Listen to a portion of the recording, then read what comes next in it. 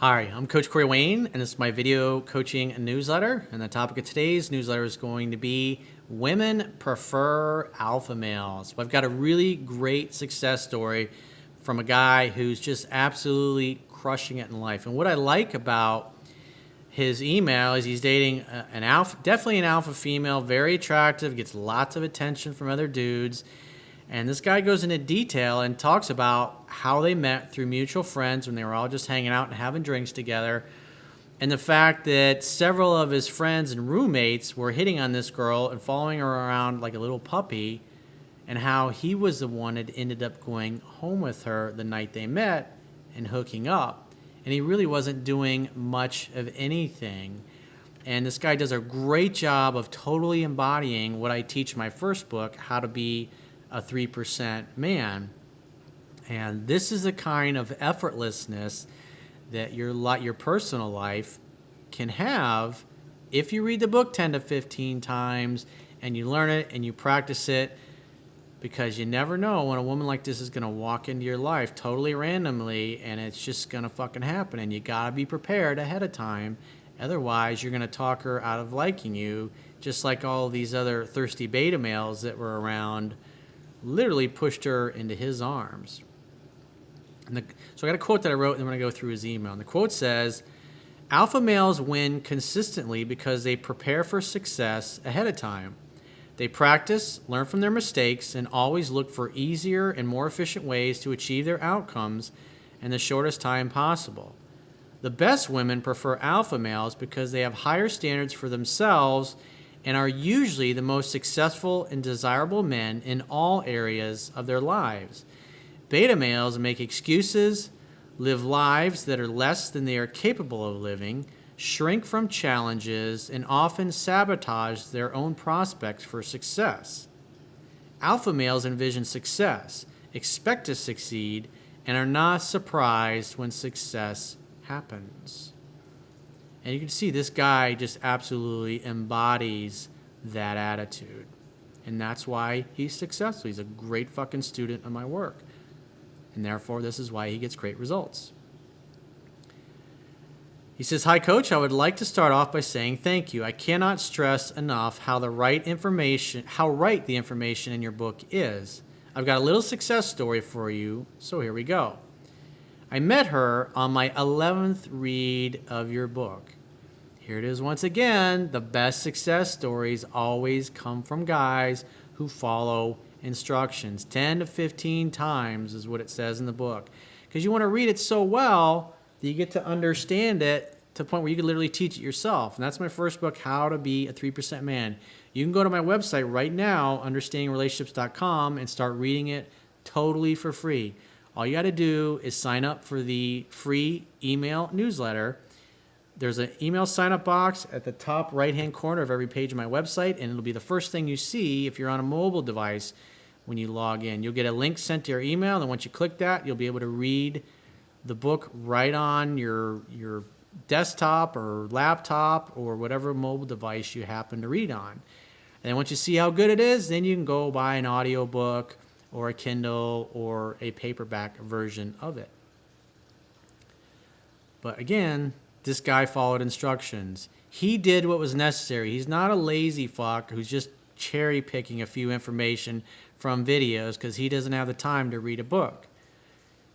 He said, "I want to be successful. Just tell me what the hell I need to do, Corey." And these are the guys that, if you want to have a success story like this in your own life, you're going to have to put the time in. You're going to have to do the work. There is no shortcut to success. Somebody that's read my book 11 times, they are serious. They are tired of the way things were, and they're unwilling to continue living lives that are less than what they're capable of living. So he says, "My new roommates decided we should meet up with a friend of theirs. She has a boyfriend and is a total 10. However, she brought a friend along with us. I think you can see where this is going. My 3 roommates and I met up with them at a bar, and to my delight, I discovered that her friend was also a 10. She was short, had big boobs, a perfect ass, was confident, sexy, and successful, a total alpha female. My friends were intimidated by both women.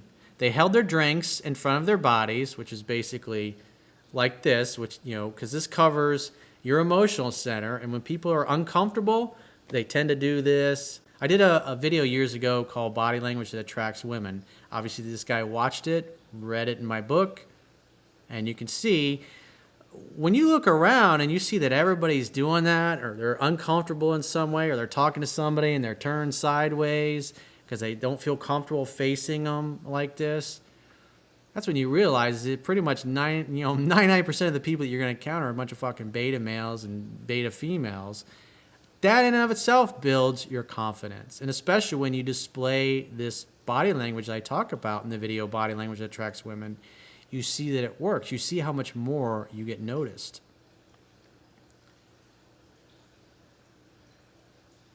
He says, my friends were intimidated by both women. They held their drinks in front of their bodies, slouched forward, which is a depressed physiology, and were hammering both of them with information about their jobs, degrees, etc. So they were obviously trying too hard. I remained mysterious, and this caused both women to become more interested in me. Indifference makes the difference. He's just there hanging out, having a beer, just another hot chick. He's used to talking to hot chicks all the time. Not a big fucking deal.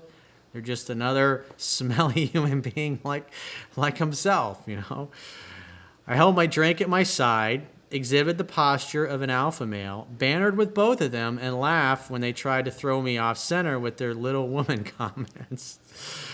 It wasn't long before both girls were playing with their hair, feeling my arms, and saying, "You're so strong." I go to the gym 5 days a week and take excellent care of myself. Notice they're trying to get his attention and validation. And he's just awesome the way he is. And because he's exhibiting the body language of an alpha male, and the rest of the guys are all beta males, it's like a magnet. It's like moss to a flame or a light in the night. As the night progressed, I remained confident. The single friend would come and go. I did not let this bother me. When she did this, I would simply join conversations with strangers, talk and joke with other women, etc. In other words, he didn't care one way or another. He could take it or leave it. Remember, you must love in such a way that the person you love feels free. And right away, these women are getting the impression that this guy has enough of everything in his life. He has too much of everything. He has an abundance of everything that he wants. And he's not too impressed by these women, even though they're hot and they're getting all this attention from these other guys. Meanwhile, my roommates would take turns following her around like dogs following someone with a treat, seeking approval, begging for attention. That's the definition of the thirsty beta male. I noticed that whenever she returned, she would get more and more physical with me. We bounced around to different bars, and again, she would get more physical. At one bar, I grabbed her when she started touching me, and we began to dance.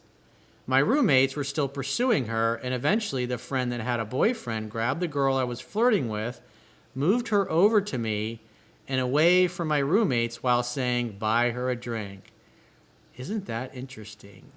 So the other woman who has a boyfriend clam slammed his friends and pushed her girlfriend over to the obvious alpha male. Women help you when they like you, even ones that aren't available.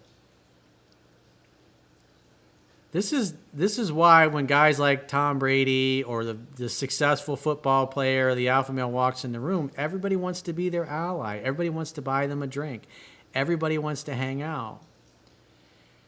He says, eventually it was late and we found ourselves at a bar for last call. The girl was sitting next to me and I confidently asked for her number. Notice what she says. She responded, "I don't give out my number when I drink."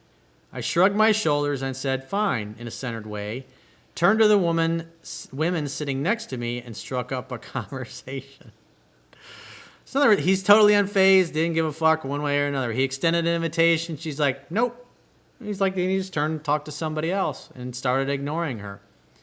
A minute later, I felt a tap on my shoulder. Wonder who that could be. It was her giving me her phone with an empty contact spot. I put my number in her phone and she texted me. We found ourselves outside the bar. Her friend left and we were alone. The girl said, I don't know where I'm supposed to be. Like a damsel in distress. I grabbed her by the waist, pulled her close, and we started making out. It's like women aren't going to be direct and decisive. They're going to be kind of aloof and, oh, I don't know. In other words, she's like, please be the man and take me and have your way with me. Be the leader that knows what to do. She looked shocked, but latched onto me like a monkey grabbing onto a branch. I took her home, and we ended the night in style. We've been dating for a little over 2 months now, and she just became my girlfriend. Thank you for doing what you do, Corey. I couldn't have done this without your book. This never would have happened if I hadn't read it 10 times.